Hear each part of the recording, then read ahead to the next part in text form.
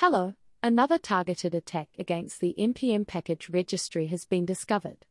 This time, the attacker focuses on convincing developers to download malicious JavaScript files instead of the legitimate ones they've uploaded to npm.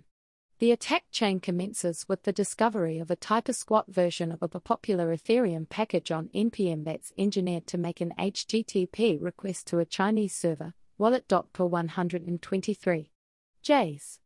The subsequent execution of this JavaScript file then executes another JavaScript file named app.js.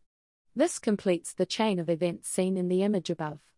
In addition, attackers have also targeted the npm registry with similar ads designed to entice unsuspecting developers into downloading malevolent modules.